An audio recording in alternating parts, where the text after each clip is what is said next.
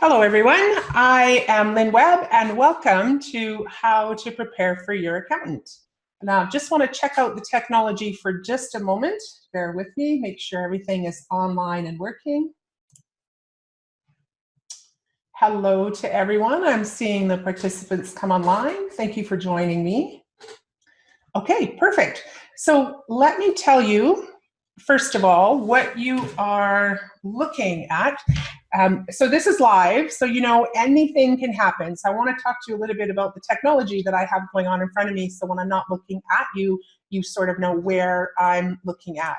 So on this particular screen here, on my left-hand side, is the same presentation that you're going to be seeing throughout this whole webinar. And on the right-hand side, to me, is all the logistics that control a webinar. So just so that you know what I'm looking at, there is no matter how you're watching this webinar, there should be, excuse me, a chat on your screen, or if you're on the mobile, the chat's on the bottom. Feel free to put in, see it, you can put your questions in there. There's also a place called Q&A, which is also where you can put your questions. So all of those I will look at and I'll read them. We have a Q&A session right at the very, very end. And then I also have, kind of down in front of me here, is I have my phone, which tells me what you're seeing. So it makes sure that we're on track the whole time and that this is a really good webinar experience. Okay, so may technology be good to us? So here we go. The first thing that I kind of like to do is I want to check in with you and sort of see what industry you're in. Now you're about to get a poll on your screen. So what would be really cool if you could kind of just check in and let me know what industry, because sometimes industries have a little bit of a different requirement. So I really like to know who I have in the room. So if you can just go ahead and just kind of check in with the one that you're in and submit that poll back to me, that would be super great. We're going to leave that poll up for a few minutes to give everybody a chance to vote, and also for the people who will join us. Inevitably, we get people coming in the next 10 minutes, and they can take that poll as well. So a question for you. You're here to learn about how to prepare for your accountant. So you're probably a business, or you're trying to figure out how to put your books together. So I sort of want to know, what are you coming here to learn? If there's anything that you really said, I hope they cover this in this webinar, go ahead and put that in chat and I'll take a look at it, because this really is about you, this webinar. It's not about the stuff that I have to say. We have to make it as friendly as we can so that you get the information that you're looking for. So if you throw that in chat, I can make sure that anything that comes up in here, that we address those issues as much as we can. Today, we're going to be learning a whole lot about the different kinds of bookkeeping, which, believe it or not, can actually affect how much taxes you pay. We're going to be talking about write-offs and your credit card statements and how to sort and what to take with you to the accountant. So we'll talk about all that today. A bonus that I always give out in my webinars, and the bonus does change, but this one here is really fitting, and it's a course on how do you do your book. So it's just a little mini course, but it will take today and give it in a whole lot more detail that you can kind of watch at your leisure. And we just break it down a little bit further. And that's yours for free today, just for hanging out with me on this particular webinar. So I always want to check in with a little bit of a story, and I'm going to tell you a story about a client that I had. So most people know that I had a business which I sold, which was a professional bookkeeping and accounting business, and we used to do taxes. And I had a young lady who was a massage therapist that came to see me, and all year long she had just gotten started in the industry and sort of didn't do the right things, mostly because she didn't know what she was supposed to do or kind of how to do them, and came to me at tax time. And we started to talk about her taxes, and I started to say, well, did you do this? And she would be like, oh, I didn't know I had to do that. And I'd say, well, did you do that? And she'd say, oh, was I supposed to do that? And what happened was that I didn't have the right things in place as her tax preparer, so I couldn't do a whole lot for her. And she ended up paying a fair amount in taxes because there was no way for her to go back and to be able to get the information that I needed. So if you're in that situation this year, so if you're here at this webinar looking back and saying, well, I don't know, I worked all last year and here I am this year, you might find yourself in the same situation. But if you're here, good for you, because you're one step ahead of other people that don't take this particular step, and you're going to learn what to do for the year coming up. Okay. So just a little bit about me. If you don't know me, and I see we have some people on this webinar that do, but if you don't know me, for many, many years, I owned a professional bookkeeping and accounting firm, which I have now passed on to another individual. And today I spend all of that knowledge and time that I spent in those 10 years. I'm an author, I'm an educator, and I'm an entrepreneur myself. So I have my own business, and I also spend a lot of time doing educating. And I wrote a couple of books that also sort of cater to all this information we're going to do today. So just a little bit about me. Now, one of the things I need to tell you before we get started, and this applies to all businesses, you are legally responsible. So in this entire process of going to see your accountant and getting your taxes done, one of the things that people don't necessarily understand is that you're legally responsible. No matter what goes wrong in the entire process, the onus of that will fall back on you if there is a challenge or an issue. So if you take your books to your accountant and the accountant makes a mistake, he's going to have you sign off on it at the end. And that's still, even if the mistake was made by the accountant, that still falls on you in the eyes of Revenue Canada. So it's really important that you understand some of the finer pieces because, of course, you know, there could be something that goes wrong in the process, and that's super important for you to know, you know, what could happen. So that being said, interesting fact, if you take your books to 5 different accountants, you're going to get 5 different tax returns. True story. And why is that? Well, I always say the Tax Act, you know, is whatever, it's yay big. And it's kind of subject to interpretation. Like the rules are there to make sure that you're applying it to the situation correctly. Almost tons of stuff in Revenue Canada's world says, well, if it was reasonable, then it could happen. So that word reasonable gets in, and that's subject to interpretation. Well, an interpretation, being subjective, if you ask 5 different people, they will often have a different interpretation on what the rule is or how to apply it to your situation. So it's really important that it's super important that you understand that you have to know and love your accountant to get the best return, because their interpretation it will directly affect your tax bill. And here's a good example. Sometimes accountants will focus on a particular industry because it's a specialty area, and then they become really good at that industry. So for example, the accountant may focus on construction, or may have a whole bunch of massage clients or professionals, doctors, lawyers, etc. And when they do that, they get really good at a particular industry and they kind of become well known for that. So you just need to know that if you ask 5 different ones, you might possibly get 5 different tax returns out of it. So quickly, in a nutshell, we're going to talk about the types of bookkeeping there are.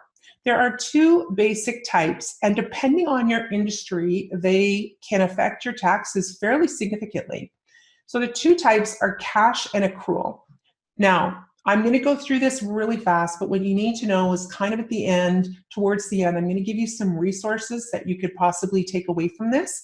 And one of them is a course called eSchool. So in our eSchool course, all of these concepts we go into detail, but here we're going to kind of go a little bit quickly through it, just simply in the interest of time. So if you wanted to, I'll make the reference to the eSchool where you could possibly read more if you wanted to, but so hopefully we don't lose you in this particular one. So a cash-based style means when the money flows through your bank account, that is when it's counted on your books. So if you get $500 from somebody in a cash-based system, that $500 is deemed income right away, and you then pay tax and GST on that income immediately. It also, in a cash-based system, it means you're paying for materials when, or it's recorded in your books when you pay for materials when they go through your bank account. Okay, that makes sense. So it's all dictated from the bank account, and how, if I were to look at a statement, I would see all the transactions, and at that moment in time, that's when it gets recorded into your books. Different than accrual-based. So an accrual-based system says something happened and I'm going to record it in my books regardless of when the cash actually flows through the bank account. So for example, let's say you are in construction and you were to go to a customer's home and you're going to do a $10,000 renovation, and the customer says, yes, I'm going to do this. And let's say you did it in chunks. So you did, you did an interim payment of $2,000 and another payment of $2,000, another payment of $6,000. So you record the entire $10,000 sale regardless of when the money comes in. In the same way, materials talk about, I'm going to buy now and I will get it later. So yeah, that would be, for example, if you're an electrical supply, you go to a supplier, you buy your materials, and they invoice you once a month. So that's kind of an example of how it would be different from cash. Okay, so we talk about this a lot in Module 10, which, by the way, insider tip, Module 10 is actually going to be your bonus today. So you actually get this whole thing bonus. But you have to know how this affects your taxes. The most common area that this is going to affect is when you take deposits. So let's go back to our scenario again. If I was let's say I am a web designer, and I say, I'm going to design your website and it's going to cost $2,000. You need to pay me 50% up front. So you give me $1,000 and that goes into my bank account. In a cash-based system, the $1,000 is recorded right there and then as income. And of course, you're taxed and you have the GST on that money. But around the way income works is that you don't actually claim it until you've done the work. So you can have a deposit and not do the work until later. But if you don't properly tell your accountant about that when they do the tax prepare, tell your tax preparer when they do the taxes, then they're going to take all that money from deposits and they're going to tax you on it, and you haven't maybe even started the job, or it's in limbo. So that's the place where it really affects most people. So if you're in an industry such as where you're doing services and you require a retainer, or maybe you're an accountant, you have retainer, or a bookkeeper, perhaps you really need to know where that money gets distributed. Now, question, are you cash or accrual based? Chances are pretty good you're not going to know. The average business owner doesn't even know those concepts, never mind how they apply.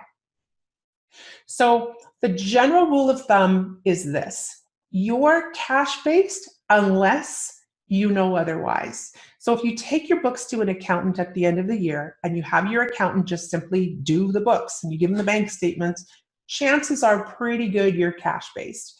If you go to a bookkeeper and you haven't had this conversation, chances are you are cash based.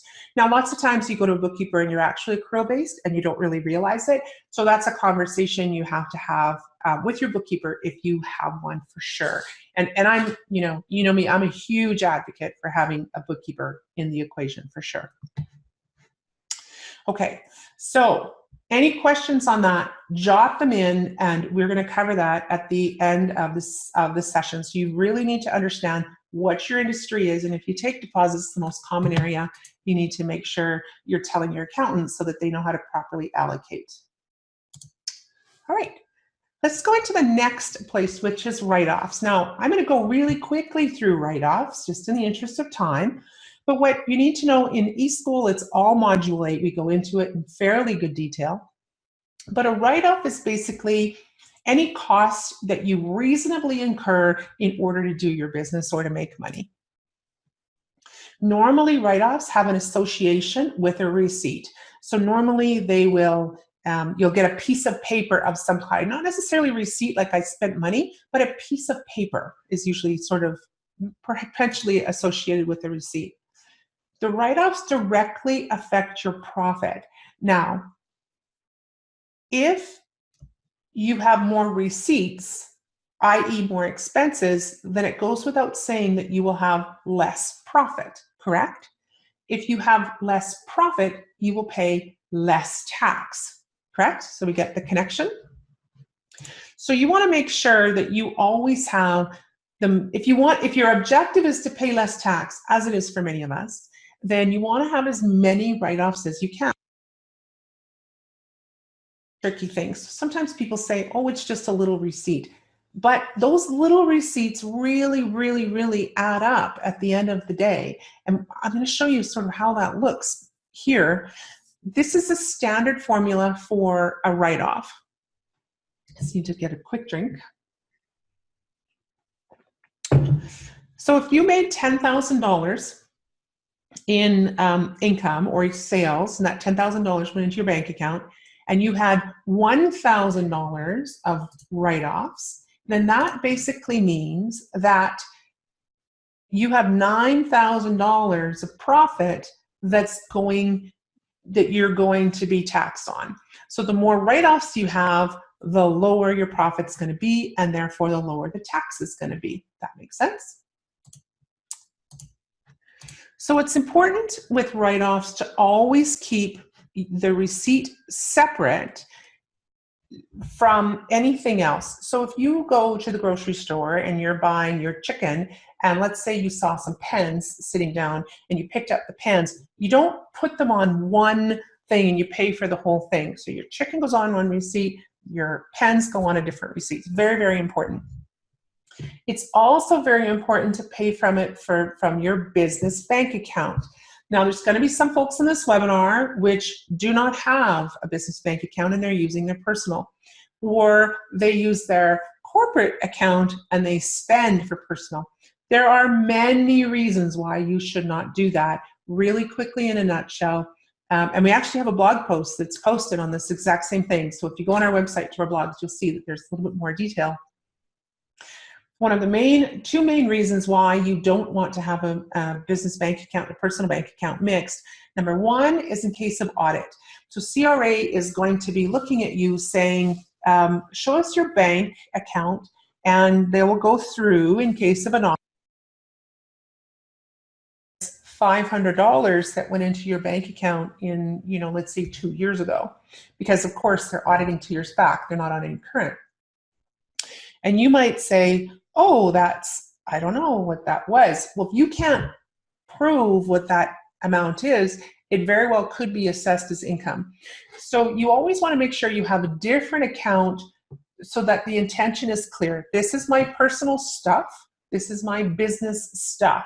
So there's no question about where your business is. So that is I have seen huge nightmares come.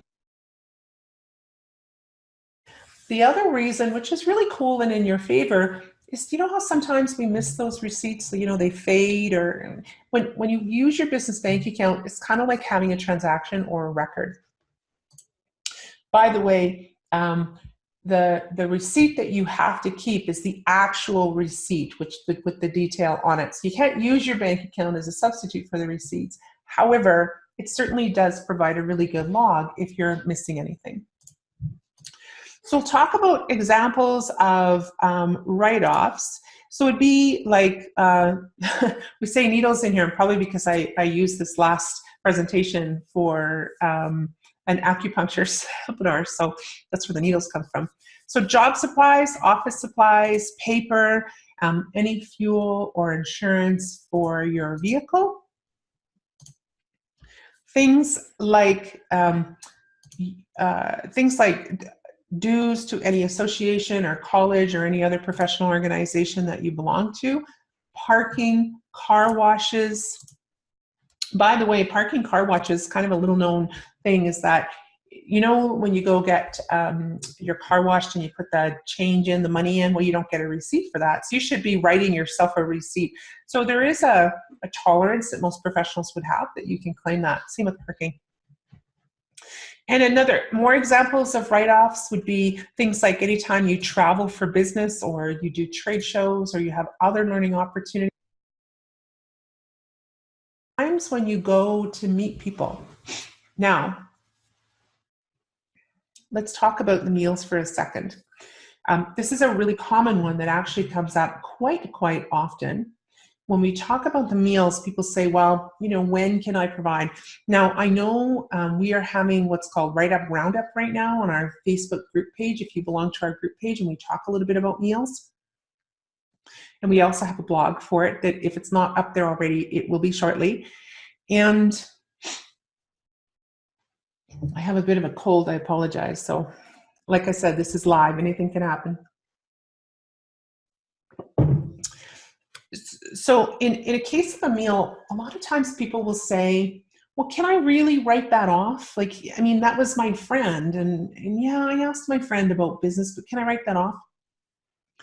Now remember, 5 different accountants, 5 different answers. So when you ask me, I'm gonna have a different answer than maybe someone else is. But I can tell you, based on the fact that I had a professional bookkeeping company with hundreds of clients and I dealt with tons of accountants, this is the most popular answer. If you had that meeting and it had something to do with business that you can reasonably say had something to do with business, write it off. I'm a self-employed individual, and sometimes when I'm going through a spot where I need advice, I might ask a friend and I might say, hey, can I buy you lunch? Can I run an idea by you? And of course, the friend will usually say, sure, let's do that. So we'll go out for lunch and we'll talk about this idea. And even though it's a friend, I still write that meal off. That was still a very valid expense that was specifically catered towards my business. Does that make sense? So just make sure that you are really analyzing whenever you go for meals or coffee and you take the appropriate write-off if it applies to you. There's some interesting commonly forgot expenses, if you can believe it. Cell phone bills still, to me, remains in probably the top 5. And the cell phone bill, a lot of times people will say, well, I use it for personal, but you also use it for business. So take the write-off and get your cell phone bill in. Another reason why they're forgotten is because they don't commonly get paid from your business bank account. They commonly get paid by your personal bank account. So in your personal bank account, sometimes we just forget. And of course, they're all electronic now, so we don't necessarily remember to print off that bill and give it to our book. So that's why they're commonly forgot. So go on your personal bank statement or make sure that you print off that cell phone bill and give it to whoever prepares your books for you. Another common one, vehicle payments on personal accounts. So it's really important if you have a vehicle payment that whoever's doing your taxes is well aware that you have a payment. There's some deductions and some write-offs that will apply to that payment. But again, same thing as cell phone bills. Because it goes through our personal account, we just always forget. Okay, so this next one. So statement from your vehicle loan company. So again, there's a bit of a write-off if you have a loan on your vehicle. So call up the loan company and say, hey, can I get a statement to whatever date you need it to? And make sure you give that to your tax preparer.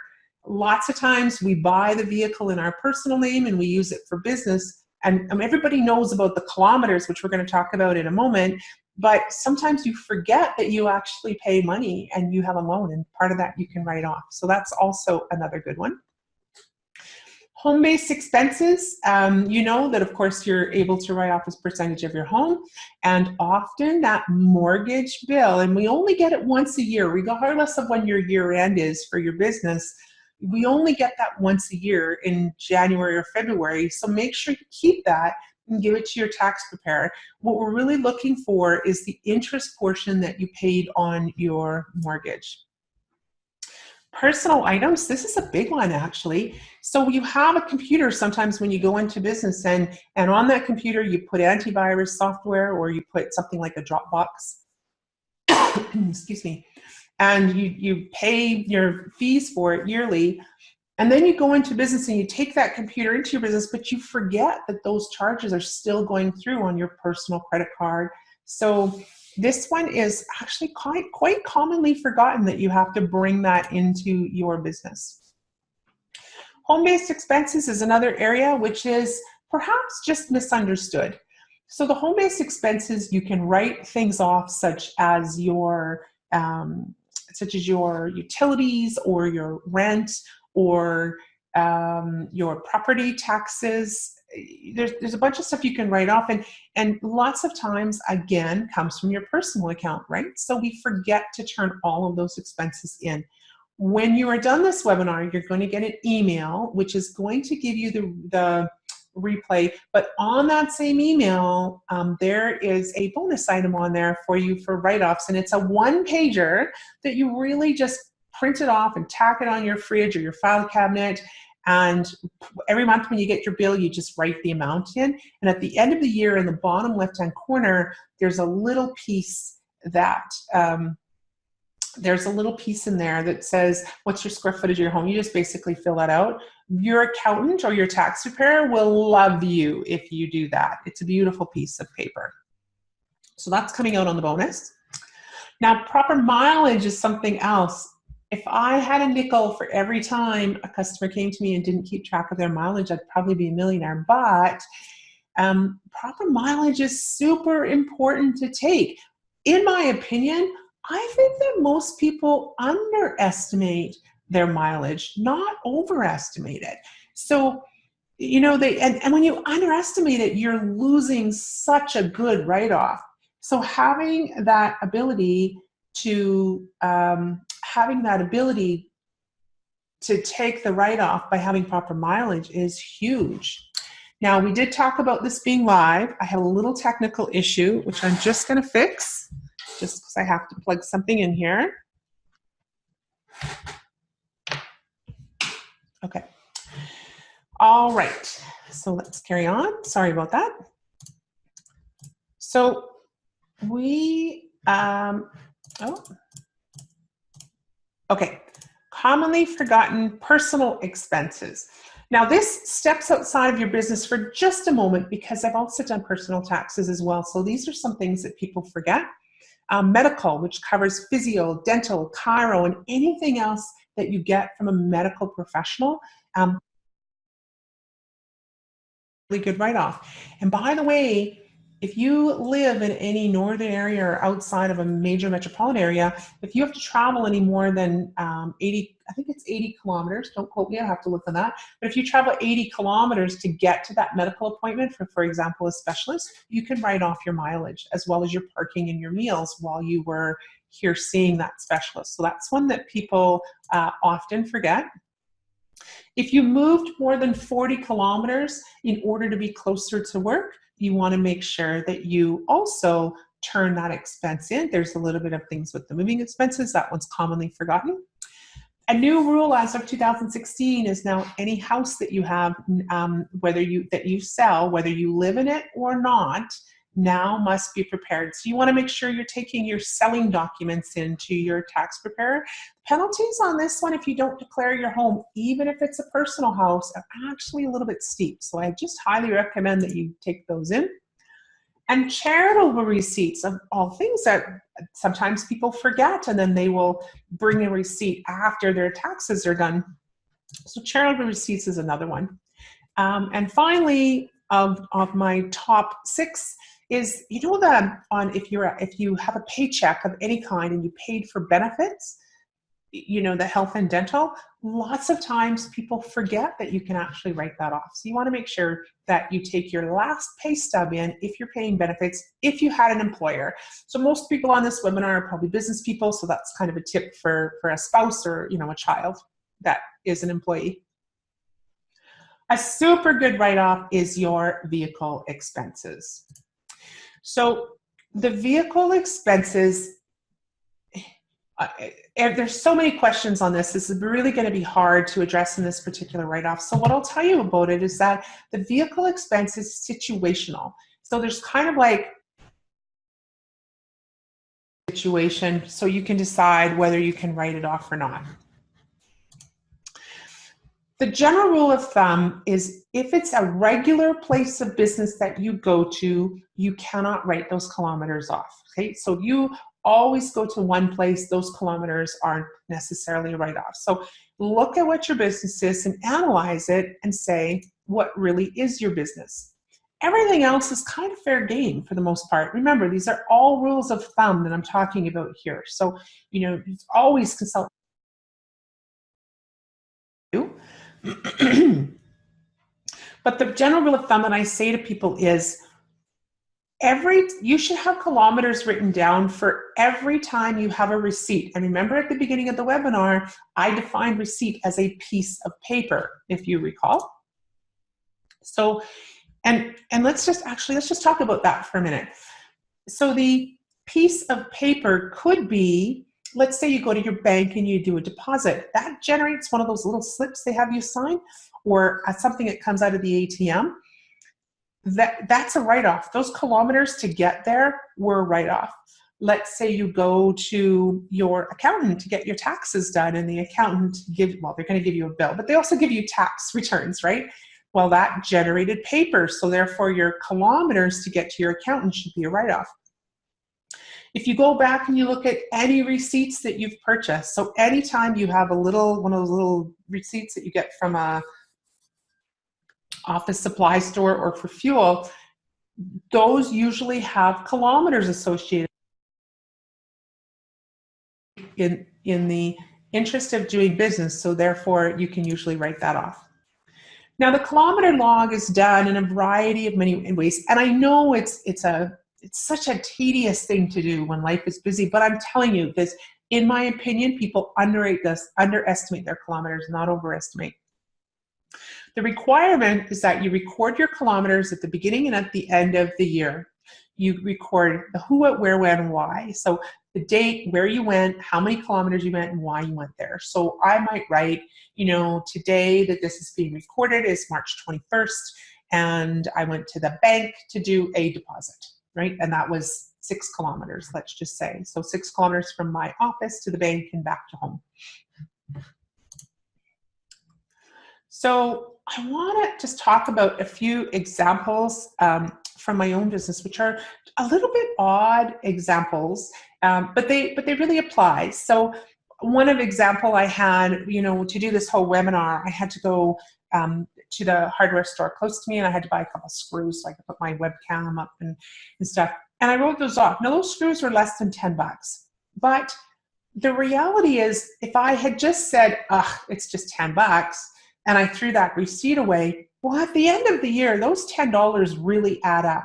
The general rule of thumb is this. If you were to calculate all the taxes that you owe on that $10, I always say use the number 30%.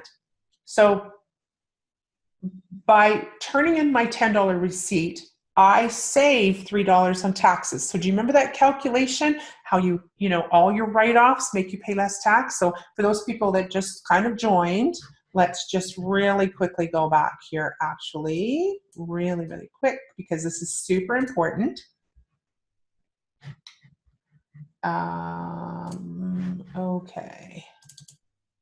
And we're not going to get there this way. Here, let's just go back this way. So this was talking about how you made money. Oops, there it is.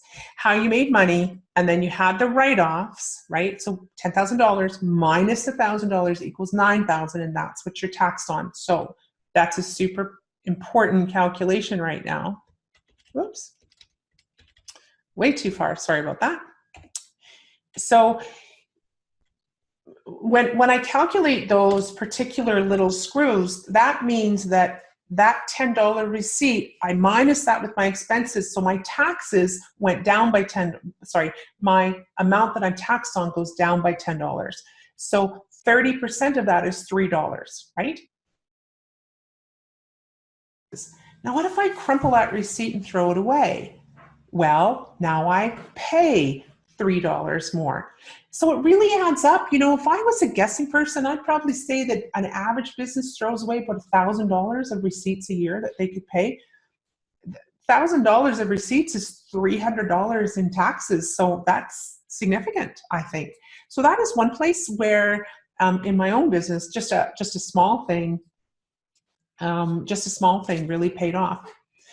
Another thing that I would do commonly is I would have a business card, and that generates a piece of paper. So my hairstylist is in business for herself, and we were chatting about the business, and I don't necessarily write off, you know, going there to get my hair done, although it does look good and she's a great stylist. But one of the things we did talk about was the business. So she said, can you bring me some information? I said, sure. So the next day I dropped off some information, but that was a business trip, right? So I took her business card. I didn't need to prove it. When I come home, I know that I'm not going to record my kilometers right away, so I need to remember. So I take a business card, and that to me generates the piece of paper that I need to go, oh, I have to record my kilometers for that. And quite often I'll scribble a story on the back of the business card just so that I have it. So that's kind of another one, which is a little bit unusual and unique. And my final example that I did, there's a little store sells knickknacks beside us, and they had these cute little things for Christmas, little napkin things. And I thought, oh, those would be so cool. So I bought 10 of them. And so I wrote the 10 off in my business, and I took those 10 and I gave them to my customers. And I drove out and I said, oh, just a little gift, you know, like a bow and stuff. That Christmas gift, I also wrote off.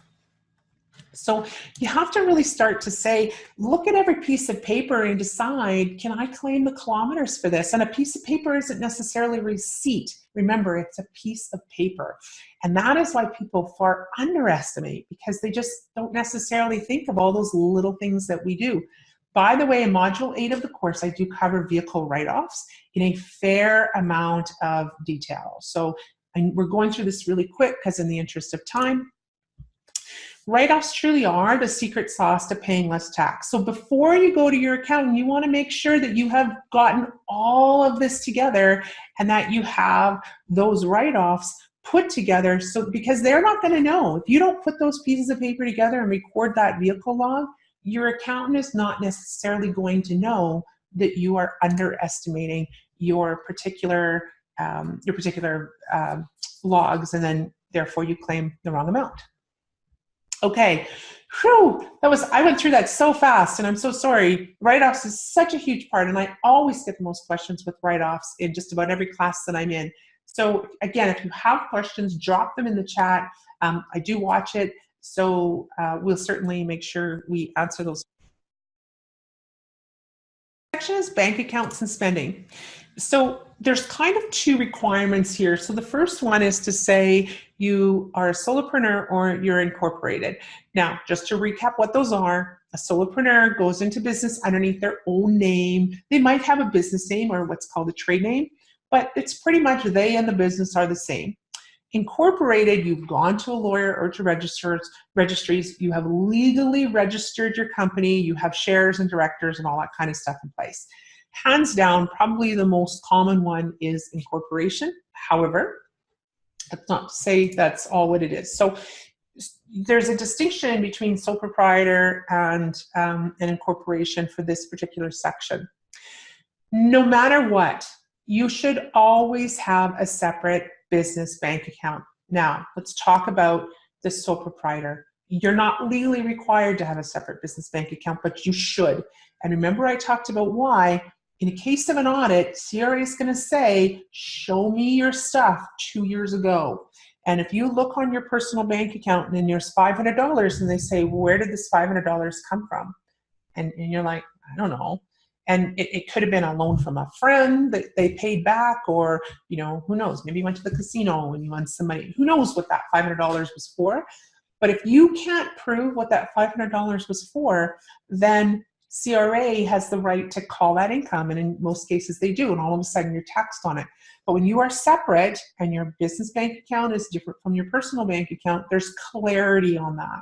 So I always say it's super, super important. The other reason to repeat is just because it gives you a log. It's a good place. It's kind of like a little mini bookkeeping piece, right? You don't lose the parts and pieces. Really required, but I always highly recommend it. In an incorporated company case, you are required to have a business bank account that is in the business name. And you shouldn't mix. You shouldn't be spending personal from the business or business from your personal. Business is spent here, personal is spent here. Don't mix them. It's really not a good practice for many, many reasons. We do go into that in the course. We don't go into that in this particular webinar. Just trust me on this one. Okay, so credit cards. I often get asked, how does the credit card work? So how is it, I can't get a business credit card, the bank won't give it to me, etc. So the way I recommend that you work it is you take a personal card and you just dedicate that towards business. It happens to be this blue card I'm going to use always for business, and this green card I'm going to use for personal. And you just keep it separate. Remember, the key thing here is clarity. So you want to make sure it's crystal clear, because if you mix them, now we have things like interest and, where does the interest go? Is that business or personal? And it just gets complicated and confusing. And if there's one thing that CRA doesn't like, it's complicated and confusing. You want to try to keep it as simple as you possibly can.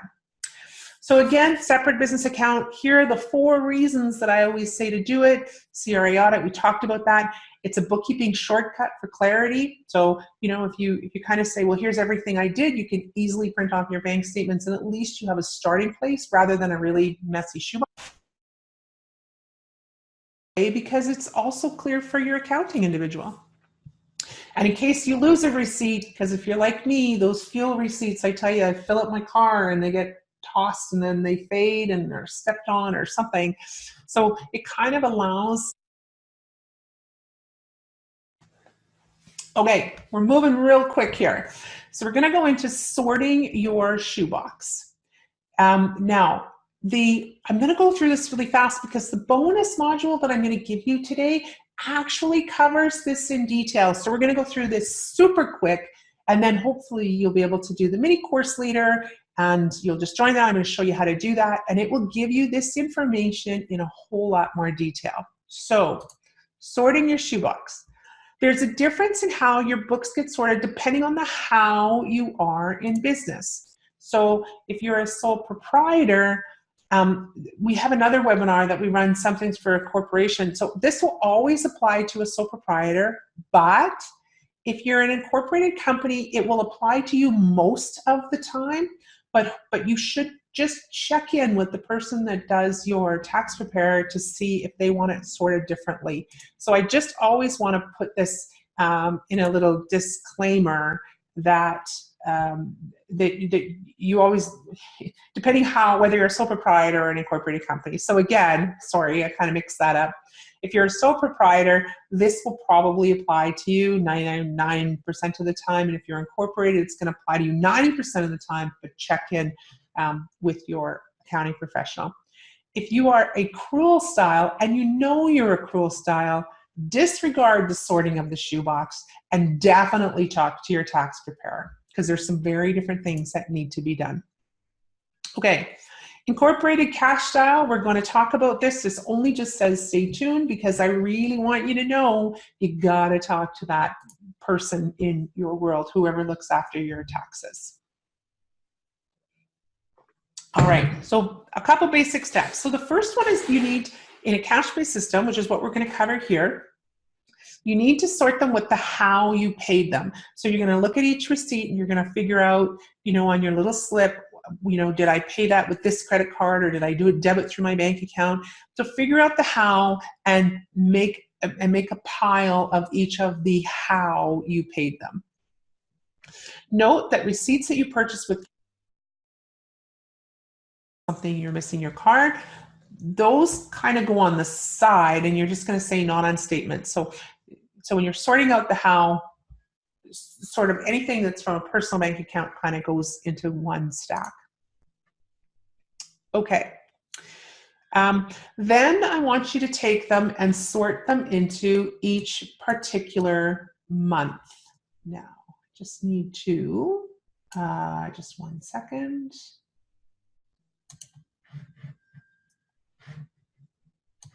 Okay, sorry about that. I just, my screen was not advancing, so I just wanted to make sure that I have the right information. Okay, so you want to sort them into each month. So let's say you have a credit card, you know, you're going to put all the house, and then you're going to take that particular credit card stack and sort it by month. So January, February, March, whatever your months happen to be.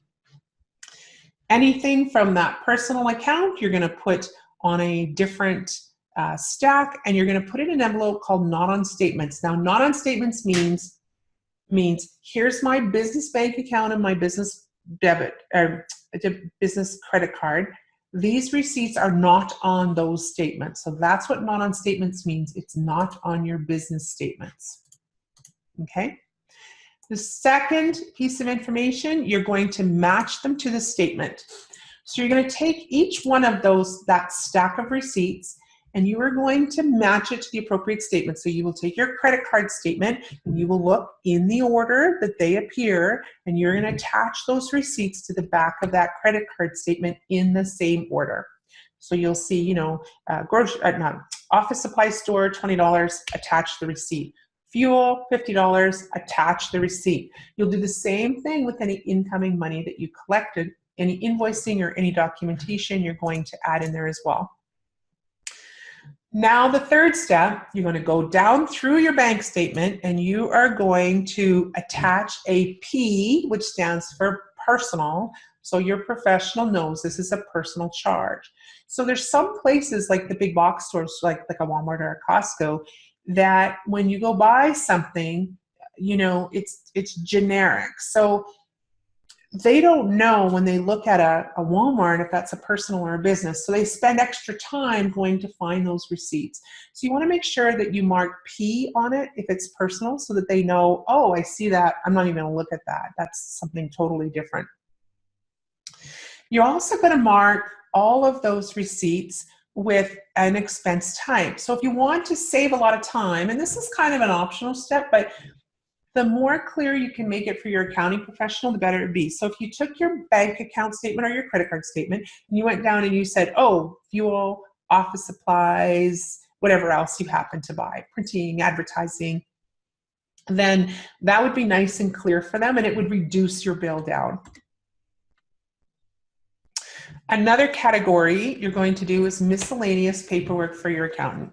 So when you get your bank statements done and all your receipts are attached and you get that nice envelope of stuff, which is, you know, wow, these weren't on the statement envelope, you're going to have some paperwork left over. Give them to your professional and let them decide what they need and what they don't need. Don't look at it and say, well, this still isn't anywhere, and put it away and file it. Give it to them. They're going to be the ones who can make the decision. There's all kinds of paperwork which doesn't necessarily generate a piece of paper. So for example, a lease payment on a vehicle. It doesn't generate a piece of paper every month necessarily, but that's going to be important for your professional to have them. And the fifth category, or the fifth step that you're going to do is take some special items. There's two basic special items. There's travel and there are assets. Now, the travel and the assets, let's talk about travel first. What I always suggest is when you travel, there's some restrictions on what can be claimed and how it's claimed, and we don't go into that here, but I just suggest you always take just a piece of paper and you say, what date did you leave? What date did you return? Why did you travel there? Any receipts that you had, hotel or meals, etc. And if there's anything personal, you want to point that out. And traveling could be, you know, it could be the next town, which is 3 hours away, or it could be Las Vegas. So the rules apply in each particular situation, but here's what I know without giving you the complicated accounting rules behind it. If you don't tell your tax preparer how you traveled and where you traveled, they're not necessarily going to be able to get you the most benefit tax return for you. And you all know we want the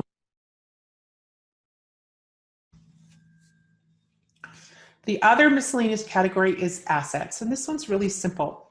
So an asset is kind of something that we own. There's a great module called Basic Financial Concepts in our eSchool class, which talks about assets and how they translate really easily into things and stuff that we can. Asset is one thing that is tangible that is over $500. So for example, if I'm in construction, I might go buy a tool and that tool costs me $1,000, maybe it's a table saw or something, and that is one thing over $500. You always want to make sure that you take those receipts, keep them separate, and give them to your tax preparer. Okay. We've covered the books and the write-offs and the sorting, and it's been a really fast webinar, and I'm so sorry I don't usually go this fast, but there's a lot of material here. So there is other stuff that we didn't cover. So, making sure you have your write-offs and the questions to ask and write-offs in depth. And those we do cover in our course. We have an hour. The amount that you need to learn cannot possibly be done in an hour, but it can be achieved in a few hours with some really good guidance. So in saying that, here is what I want to show you in terms of our resource that we have is a product called eSchool. Now, eSchool covers, these are the 12 modules. There's everything from understanding how to choose a bookkeeper and an accountant to reading your financial statements, write-offs in depth, your money, and how you can save tax, like how you take your money out of the company. We talk about payroll, we talk about Canada Revenue Agency. I give you a high level of how personal taxes, there's all kinds of things in this course. Now, normally the course is $297. We always have a 72-hour window when we do a webinar. By using the coupon called eSchool, you can actually get 30% off. And so when you go to the cart, that's the coupon that you'll use. You will get a copy of that coupon also in the email with the replay. So no worries, and then it'll tell you how to use that. Now we also have the exact same course in a live and online version. Our next live and online version starts being live and online with me, and it is one-on-one.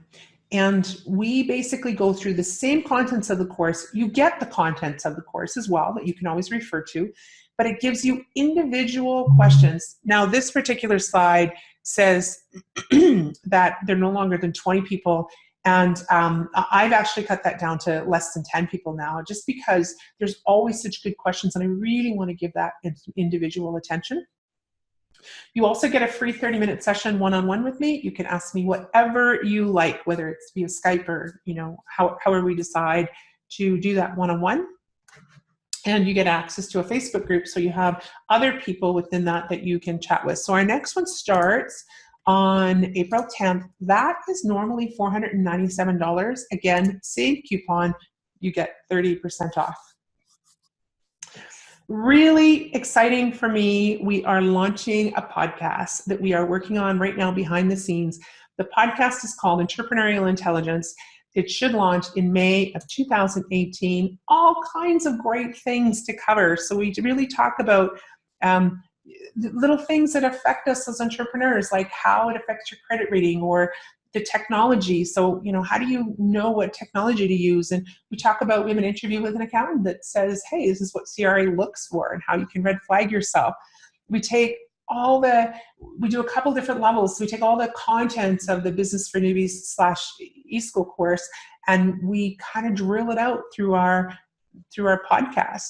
We have success stories and failures from other business owners. And we even go a little bit into the woo-woo side. So, because I'm a little woo-woo. So how does spirituality and meditation affect?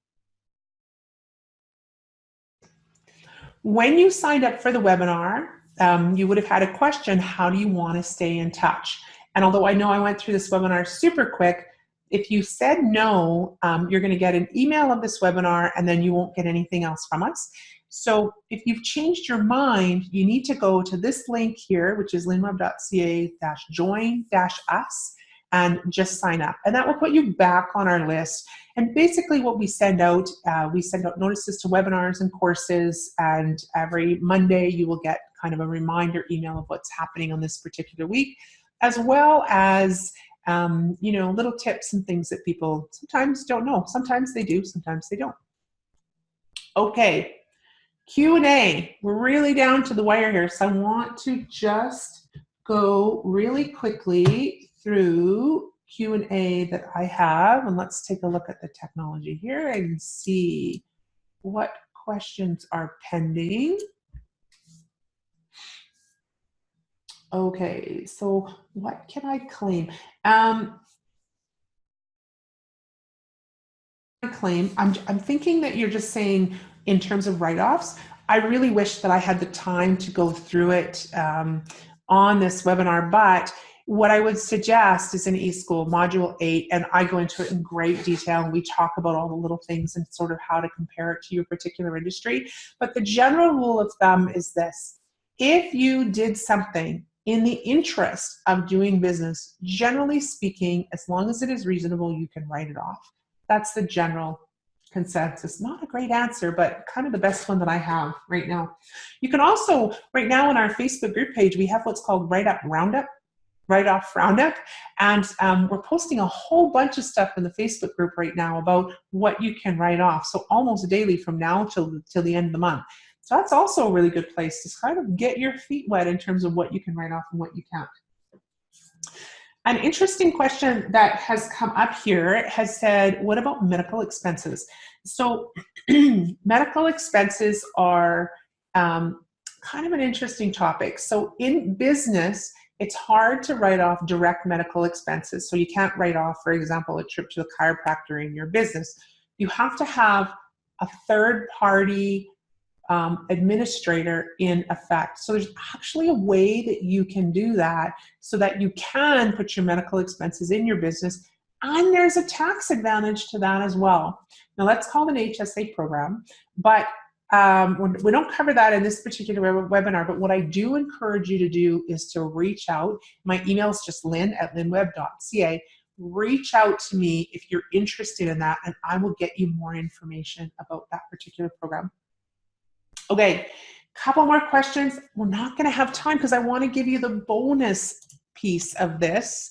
And if I'm going to read through the questions, and then what I'll do is maybe I'll just email you directly with the answer to your question after this webinar. Bonus, do-it-yourself bookkeeping. So most of the stuff that I talked about today is covered in what's Module 10 in our eSchool class, which you get today for free, just for chilling with me on this webinar. So this is the do-it-yourself bookkeeping will teach you a little about those differences. Remember the cash versus accrual way at the very beginning? It teaches you that. It also teaches you about how to properly sort your paperwork, and I go through that way slower and in good detail. We talk a little bit about getting that stuff to your accountant, and there's also a bit of a check-in about whether you should be doing your own books or whether you might need a bookkeeper. There's a little quiz that we involve there. When you click on the link, you're going to get an email right after you play, but your bonus will be on there. When you click on the link, you're going to see this button here which says Join Now. All of my programs are put online on a third-party provider, so you actually have to join and get the class. It will take you to this screen where you're asked to enter some information, which is a username and login. No problem. You just do that, and then you will have access to that particular module for free. All right, so what to take with you? Your final checklist. So are you cash or accrual? So basically, think about, do I take deposits or not? That's hands down the biggest one. It's always a good question to ask. That is the biggest one, why, where people are being affected. Take all 12 statements for the entire year. Make sure you have it. Your tax preparer really can't do anything until they have all of your bank statements. So make sure you take them all to them. Lots of people miss one or two, and then that, of course, is to your detriment. Scour your personal accounts for things that you're paying personally that might be write-offs, like a car payment, right? Make sure you maximize your kilometer log for a vehicle. So I would go through your business and start looking at every piece of paper and do up a kilometer log. I would bet you're going to be shocked to see how many kilometers you are not claiming that you could be. Final, what about your home expenses? So have you claimed your utilities? Have you claimed your rent? Have you got that mortgage statement? Have you claimed, if you have an alarm system, have you written that down? You know, have you done your gas and your water and all those fun things? Have you done that? On the email, there's going to be a link. Click on that link, and that is going to take you to a home-based expenses where you're going to print that off. More on the checklist, have you looked to make sure that you have all the write-offs you're entitled to? So I just want you to sit down and have a quiet moment and think about everything that you're entitled to write off. You might be surprised what you come up with. Sort your receipts nicely. You don't have to, but if you don't do it, somebody has to do that piece, and that means you're going to be paying for it. So if you want to reduce your accounting bill, you want to make sure you're sorted. Don't forget last year's tax return. Especially if you're a sole proprietor, that's a really, really important piece. Take last year's tax return with you as well. Do you understand how to take your money out of the company now? Free on the webinar page, so linweb.ca/webinars, you will see if you go down, we ran a webinar last week called T4 versus T5. And that was an excellent webinar that explained how you get your money out of the company and all of the things outside of money that affect you that you really might not understand. Most business owners don't. That is worth it to go back and watch that webinar. And the last one finally is, how are you paying CRA and what are your deadlines? That one is crucial. Ask that question. Also coming out on the email that you're getting, there's an accountant checklist, which will show this. I think there's a couple more items on it too, actually, if I remember correctly. So don't miss that accountant checklist as well. I always want to end with a quote, and never do I think almost it's more important than it is with taxes and doing your business. A year from now, you'll wish you had started today. If you remember my story at the beginning, because the right things weren't done all year, there wasn't a whole lot that I could do with their taxes. So when you're doing your taxes, you're going to wish that you had started it right a year ago. So I want to say thank you so very much for joining me. My name is Lynn Webb. If you have any questions, you know how to reach out to me. Feel free to join our Facebook group where I am in there answering questions all the time. I am always appreciative of people who attend my webinar. I never take that for granted. I hope that you got some really good value out of this. And till next Wednesday, we'll see you later. Bye-bye.